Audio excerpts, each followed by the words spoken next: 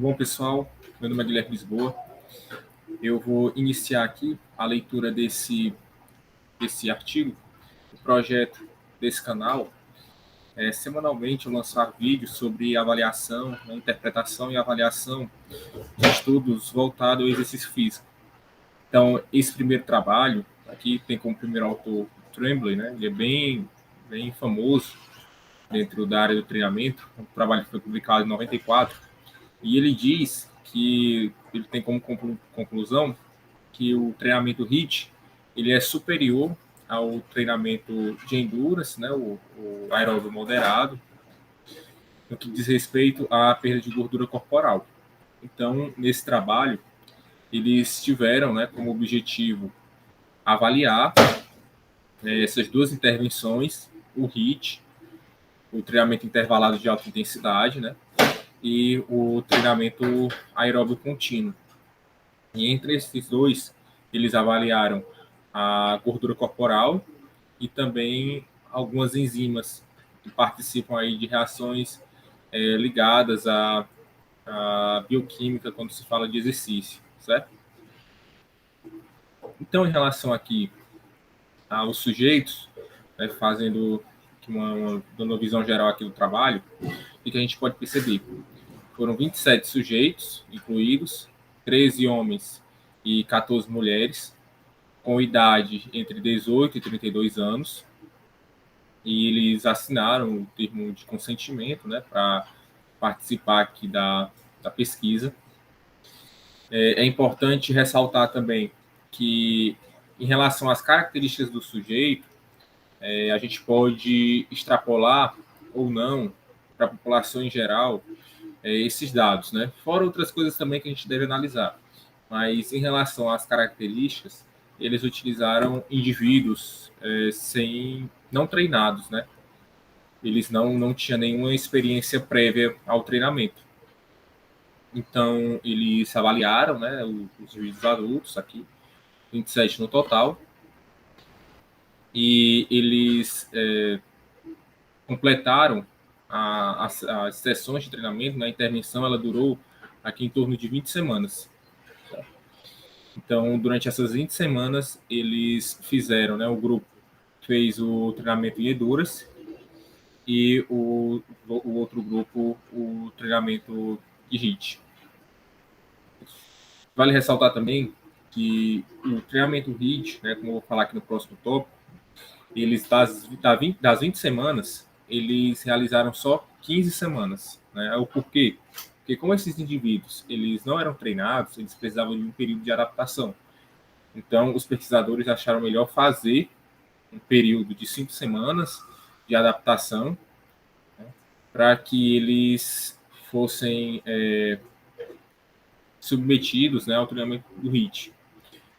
Uma coisa que eu vou falar também depois em relação aos sujeitos, que eu pulei aqui propositalmente, mas eu vou falar posteriormente, né, o que aconteceu aqui. Em relação ao treinamento do HIIT e o treinamento de endurance, ele coloca aqui primeiramente o de endurance, né, como é que foi feito. O treinamento, a intervenção ela decorreu ali em 20 semanas, foi feita através do ciclo ergômetro, né? A duração do treinamento foi em torno de 30 minutos, e eles aumentaram o tempo até chegar em 45 minutos. A intensidade inicial foi de 60%, e depois eles aumentaram para 80% da máxima frequência cardíaca de reserva. E a duração aqui, e a cada 2 minutos, né, desse tempo,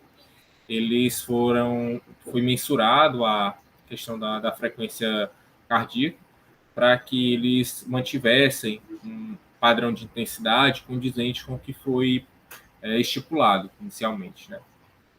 Já o grupo HIIT, como foi que eles fizeram a sessão? Falei para vocês que das 20 semanas, 5 semanas foi uma semana, né, para esse grupo HIIT de reconhecimento, então foi uma semana de adaptação. Então, a sessão de treino, ela durou aqui entre 25 a 30 minutos, dentro de uma sessão contínua. O que seria essa sessão contínua? praticamente quase igual à sessão anterior, né, no ciclo ergômetro.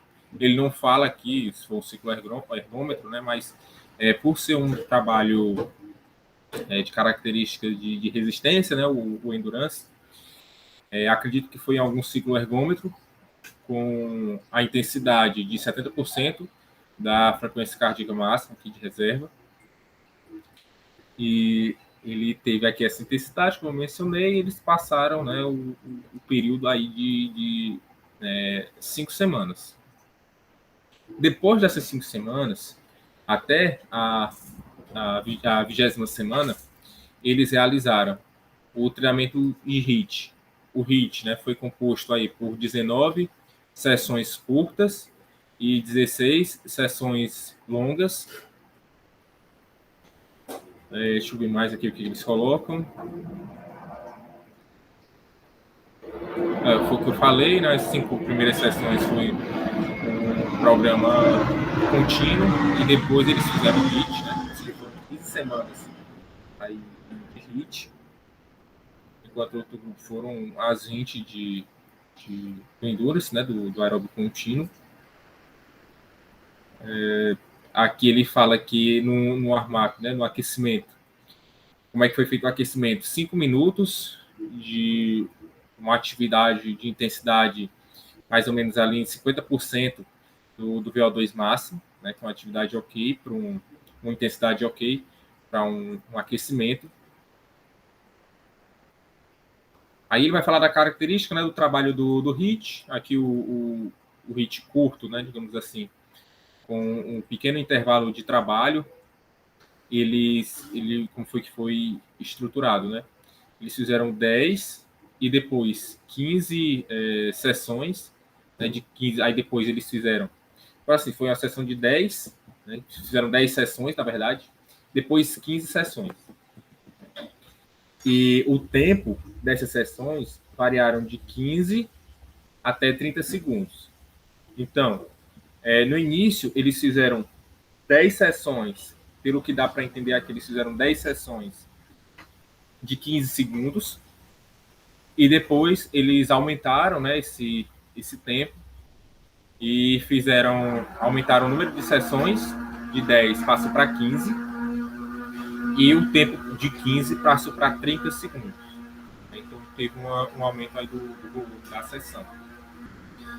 E já no caso do HIIT longo, eles fizeram de 4 a 5 sessões. Aqui no caso é como se fosse rounds, né?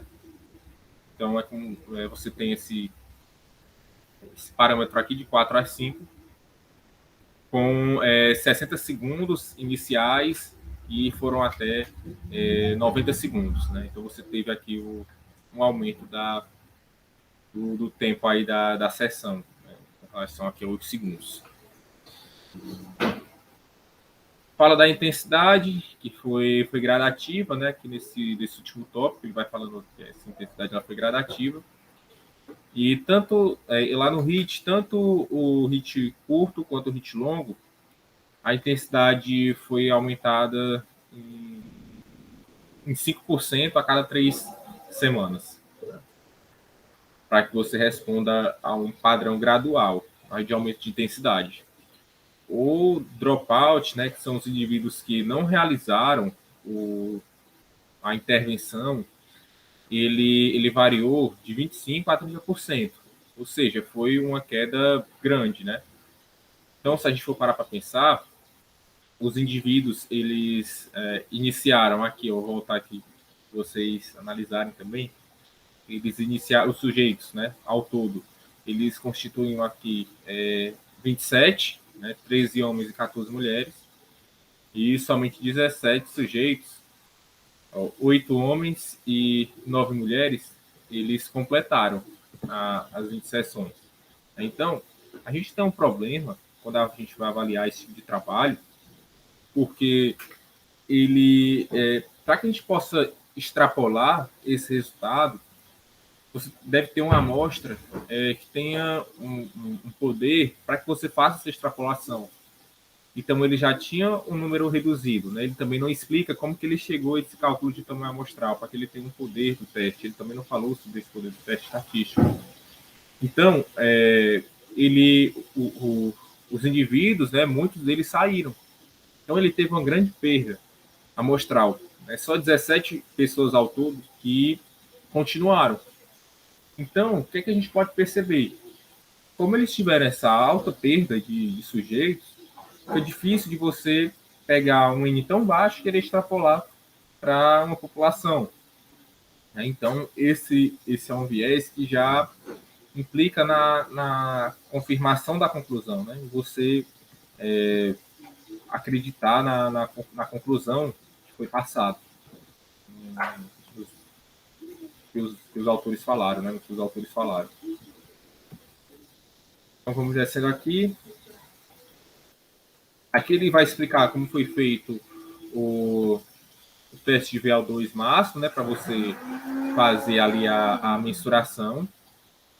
Ele mensura também que foi feito o cálculo aí do gasto energético nas duas sessões, com ponto positivo.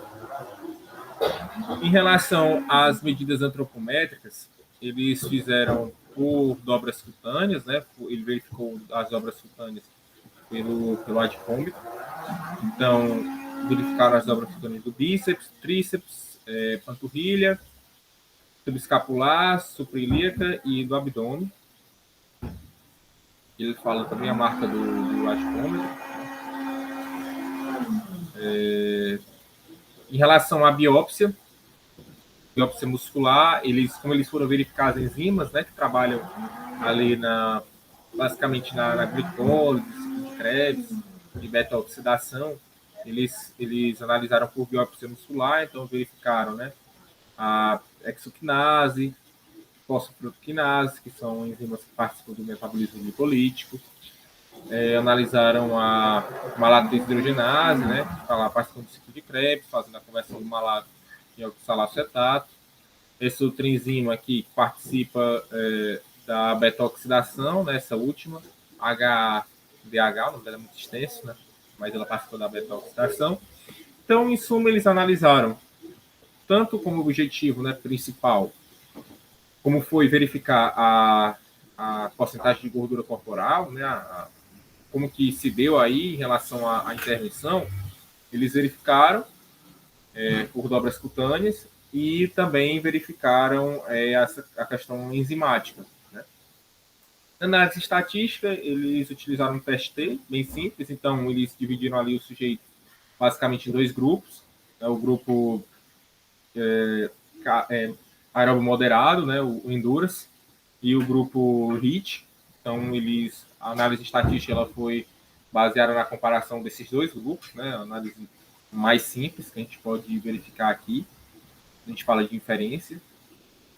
E um aspecto interessante é porque, se eu deixar para depois, eu posso não lembrar, eu estou sempre aqui fazendo a leitura, mas destacando algumas limitações importantes aqui no trabalho.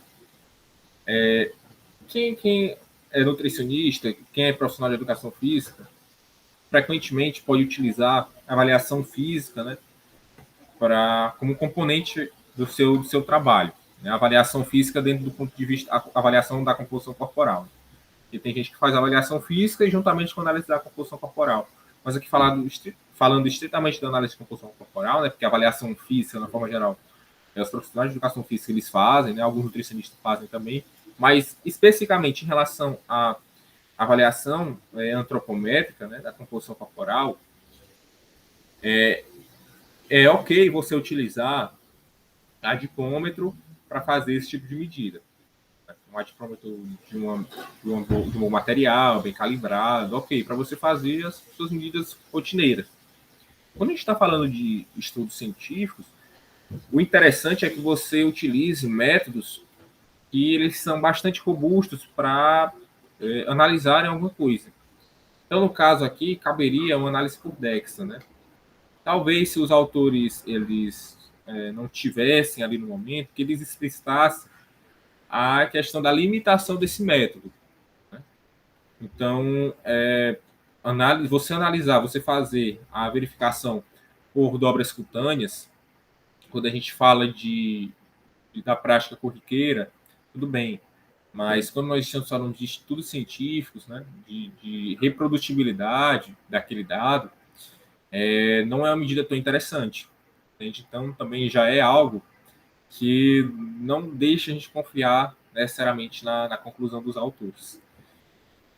Quanto à biópsia, que é a análise das enzimas, ok, para mim, sem problema. Né? Já falamos aqui da parte estatística em relação aos resultados. Ele ressalta aqui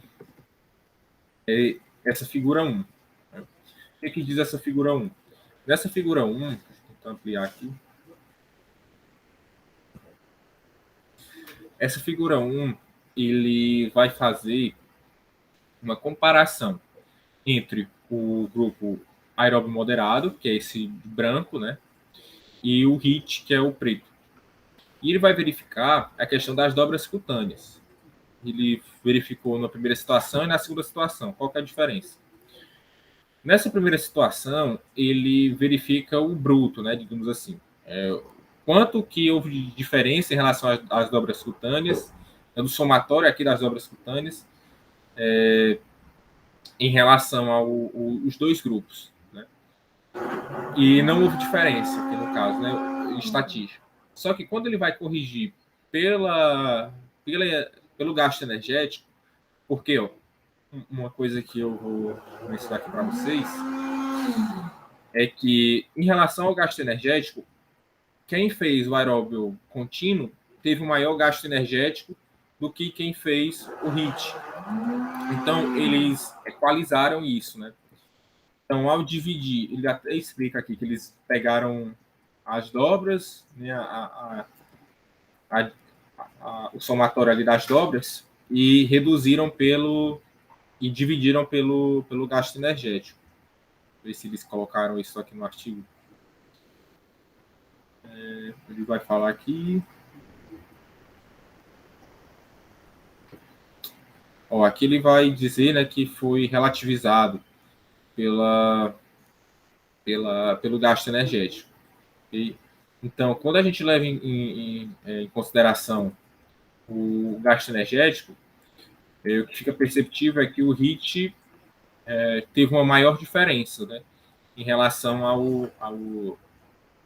à perda aí de gordura corporal, avaliado pelas dobras cutâneas. Então, você tem uma discrepância aqui muito, muito grande, né? Outra situação aqui que eu quero lembrar é que quem avaliou, né, não foi cegado, né? O indivíduo que avaliou não foi cegado. Então, também já é um viés, porque o indivíduo que faz a avaliação, ele pode interferir nos resultados, caso ele saiba qual grupo pertence àquele indivíduo, né? Então, também é uma situação a se pensar. Na tabela 1, nós analisamos a figura 1, né? Na tabela 1, o que a gente pode perceber aqui? De cara, pessoal, eu queria ressaltar alguns pontos quando a gente lê trabalhos com treinamento, né? Intervenções que envolvem treinamento. Geralmente, o que os trabalhos eles colocam? Eles colocam aqui os dois grupos, como no caso eles colocaram o aeróbio contínuo e o HIIT, e eles fazem uma análise antes e depois de cada grupo para dizer qual intervenção foi melhor. Essa prática, ela não é uma prática muito interessante. Por que ela não é muito interessante? Porque você está analisando mais diferença intra-grupos, né? Dentro daquele grupo. E não necessariamente uma diferença ao final dos dois grupos. Entende? Então, em resumo, o que eles deveriam fazer? Aqui eles colocaram, né, a diferença entre o antes e depois de cada grupo, de cada intervenção. Só que seria interessante eles colocaram o depois, a diferença, né? Estatística. Depois do aeróbio moderado, juntamente com o depois do HIIT, né? Para você verificar o grau aí de diferença, juntamente com as medidas, né, de intervalo de confiança. Porque somente o valor de P ele não dá uma significância clínica, né? A gente tem um parâmetro estatístico para analisar, mas não necessariamente ele repercute em efeito clínico. Então, partindo desse ponto, o que a gente pode analisar aqui é que eles fizeram somente essa diferença, né, entre grupos. E analisando aqui os dados do trabalho, nós temos que os indivíduos, né, o que também me chamou a atenção, eles não colocaram ali uma tabela sumarizando as características dos indivíduos, né? O que a gente percebe é que são indivíduos magros, né, ou eutróficos. Eles não colocaram IMC, que é estranho, então, pelo peso, eu pressuponho que eles sejam magros, né? Ou eutróficos, também eles não falaram a altura, basicamente. Deixa eu ver se eles falam aqui. Falam a idade, mas o peso sem a altura fica meio difícil de você analisar, né? Então, um ponto negativo foi não falar IMC, né? Quando a gente fala de mudança de composição corporal, é interessante colocar isso, né? Porque de repente você vai fazer uma prática como essa em indivíduos com sobrepeso, então fica difícil de você fazer uma análise mais fidedigna sem o MC, né? Então, eles não colocaram aqui a diferença, né, do antes e depois foi pouca, né, pouca coisa. Em relação às dobras cutâneas, né? Então, eles verificaram aqui o tríceps, bíceps, panturrilha, subescapular, suprailíaco e abdômen. Dessas, você tem aqui que, por exemplo, o tríceps, o grupo HIIT, comparado o grupo HIIT depois, comparado ao antes, teve uma redução, no contínuo não teve, no bíceps também do mesmo jeito, foi mais pro HIIT. Em relação à panturrilha, nenhum dos dois. Subescapular, o do HIIT. Suprailíaco, o HIIT. E o contínuo também. Né? Abdômen, nenhum. Aí tem o somatório aqui dos membros. Mais para o HIIT, né? Uma significância aqui para o HIIT. Somatório aqui do tronco, os dois reduziram. E no somatório aqui das 6 dobras, e o HIIT teve uma maior redução. Né? Deixa eu ver mais o que a gente pode analisar aqui dessa tabela. Se eu não deixei passar mais nada. Quando a gente compara aqui, os dois tiveram redução, né, do somatório aqui do tronco, né, das dobras do tronco, que é um aspecto interessante. O que a gente pode também levar em consideração aqui é o que eu prestei atenção, né, eu verifiquei um amplo intervalo de confiança. O amplo desvio padrão, sinceramente, eu estava com intervalo de confiança na cabeça, mas um grande desvio padrão aqui nos grupos, né? Então, por exemplo, aqui, deixa eu ver onde teve só diferença no HIIT. Aqui, por exemplo, na dobra aqui no somatório dos membros, ó. Você tem um amplo desvio padrão, né, de 15. Então, os dados eles variam demais. O que seria interessante nesse caso é colocar, na verdade, em todos os casos, colocar a medida do intervalo de confiança. Intervalo de confiança é das diferenças, para que você tenha uma real noção do quão impactante foi essa diferença, né, entre os grupos. Porque só o valor de P nos dá um resultado que a gente pode superestimar. Então, outro ponto também em relação ao valor de P, complementando, é que ele coloca, né, o asterisco e essa cruz. Né? E ele coloca aqui que o asterisco seria o P menor ou igual a 0,05 e a cruz seria um valor de P menor que 0,01.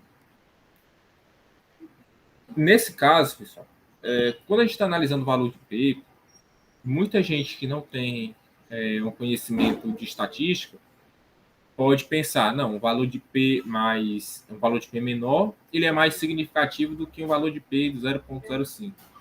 Na verdade, se você colocar o nível de significância, né, de 5%, e você encontrar um valor de P de 0,003 e um valor de P de 0,001, né, não quer dizer que o 0,001 ele seja mais significativo do que o valor de P, não. Do que o valor 0,003, não. Porque a partir do momento que você estabelece o nível de significância, tudo que está abaixo ali é significante. O valor de P, ele não consegue te dar a estimativa de tamanho do efeito, não. O que consegue te dar é intervalo de confiança, o effect size, né? Então, não caiam nessa falácia de que um valor de P menor ele é maior do que um valor de P um pouco maior que ele, sendo que os dois estão dentro ali do limite, né? Então, é algo que você também não deve se confundir.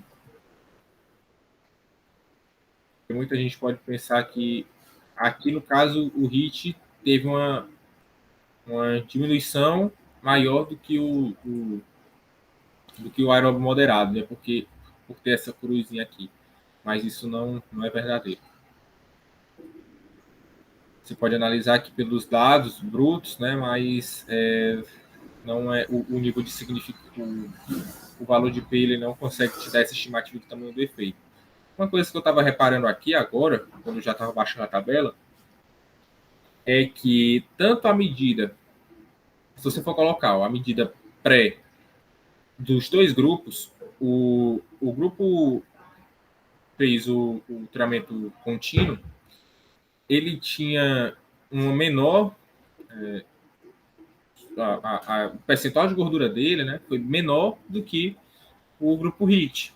Então, a diferença ela vai ser mais gritante, assim, ela vai ser mais impactante no grupo HIIT, por ele ter um percentual de gordura maior.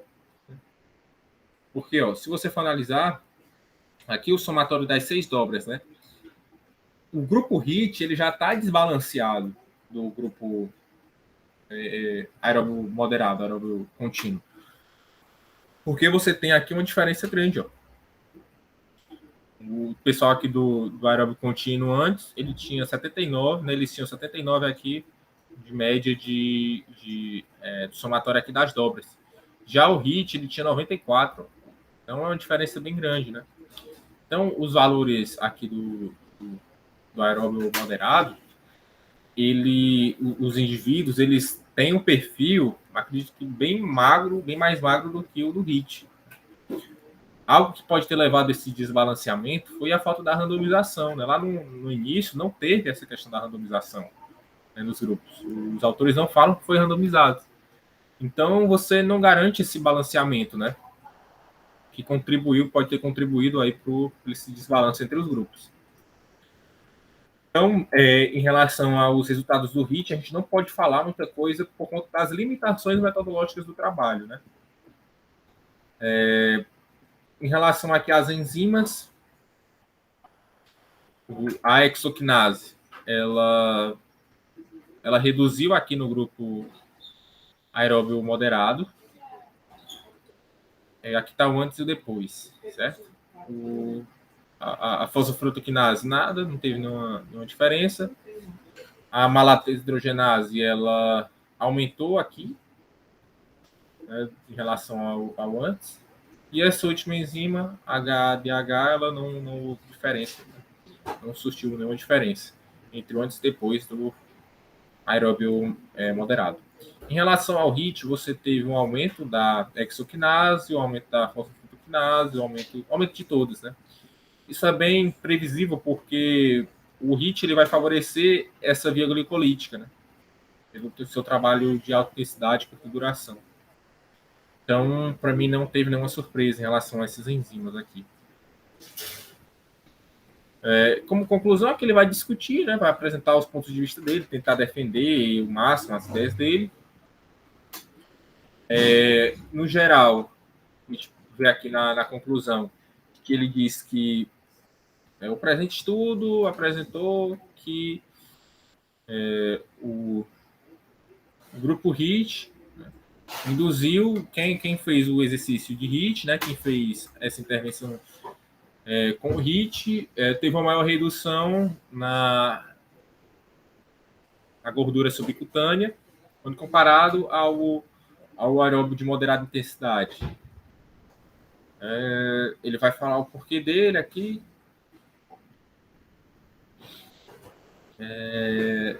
Em relação também às enzimas, né? Ele vai falar que o grupo HIT ele teve essa maior diferença.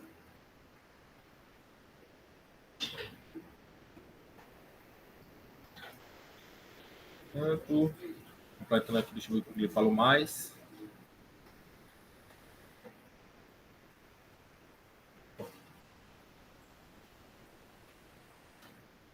Ele fala, né, que por mais que você tenha essa diferença, mas o grupo HIT, a intervenção pelo HIT não seria interessante, né, para quem tem problemas de saúde que impossibilitem, como por exemplo o indivíduo ser obeso, né, pode prejudicar as articulações. Interessante ele ter falado, né, desse aspecto. Fala da importância de você manter, se for utilizar, né, o, o exercício de baixa intensidade, de você tanto de baixa intensidade quanto de alta intensidade, você tenha um gradativo aumento de intensidade, né?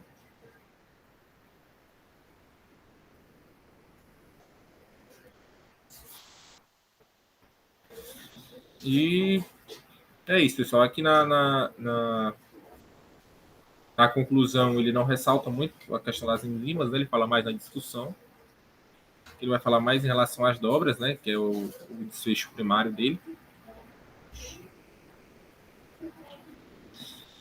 Então, quem geralmente vê esse tipo de trabalho pode pensar que o HIT, né? Pelaquela tabela, pode pensar que o HIT foi superior ao aeróbio moderado, mas na verdade esse resultado que ele obteve é um resultado que ele foi muito enviesado, né? A metodologia do trabalho ela confluiu para que você tivesse aqui esse resultado. Então, pelas características do trabalho, não tem como você mensurar aí que o HIT ele seja superior ao aeróbio moderado em relação à diminuição das dobras cutâneas, né? Talvez se ele pegasse um N maior, trabalho com indivíduos com sobrepeso, né? A gente poderia ter, e balanceado, né, randomizado, a gente poderia ter um resultado mais preciso. Colocando intervalo de confiança, colocando aqui não somente o valor de P, né, mas medidas que nos ajudem a interpretar e fazendo a comparação justa, né, entre aqui no caso, o final de uma intervenção com o final da outra intervenção, e não simplesmente colocar o pré e pós de cada uma e falar que uma foi melhor que a outra. Então, o trabalho ele tem importantes questões metodológicas que impossibilitam a conclusão. Okay? Quem tiver alguma ressalva em relação à metodologia do trabalho, pode deixar aqui nos comentários.